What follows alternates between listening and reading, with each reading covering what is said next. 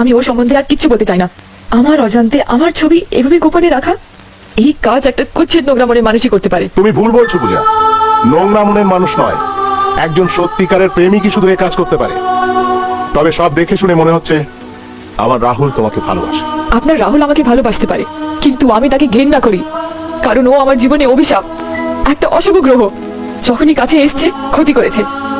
ওর জন্য আমার দাদু বিবাহ মণ্ডপে চূড়ান্ত অপমানিত হয়ে মারা গেছেন। জানি না কোন জন্মে শোধ নেওয়ার জন্য ও আমার উপরে এই শত্রুতা করছে।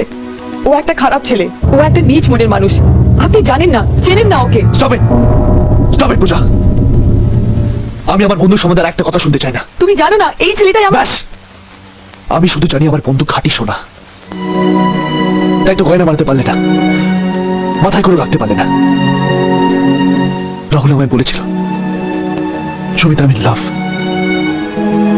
কিন্তু তুমি যে সেই ভালোবাসা সেটা আমি জানতাম না। আর জানলে এই পোশাকে এখানে আসতাম না।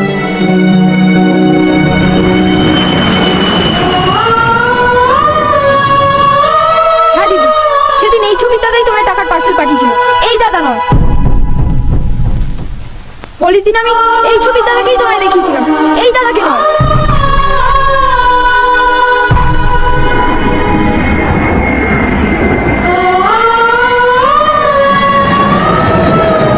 একজন ফুটবল ক্যাপ্টেন চোর হয়েছে শুধু তোমার জন্য।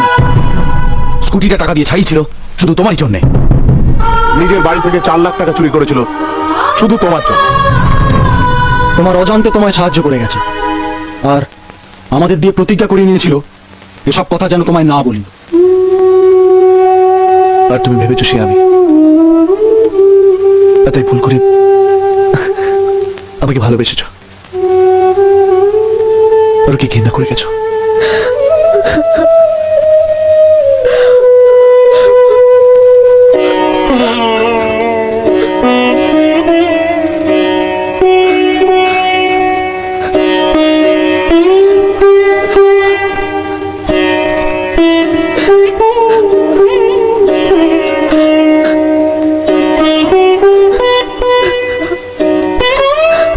চোখে জল নষ্ট করিস না দিদি ভাই, এই জল দিয়ে সেই মানুষটার পা ধুইয়ে দিয়ে আয়।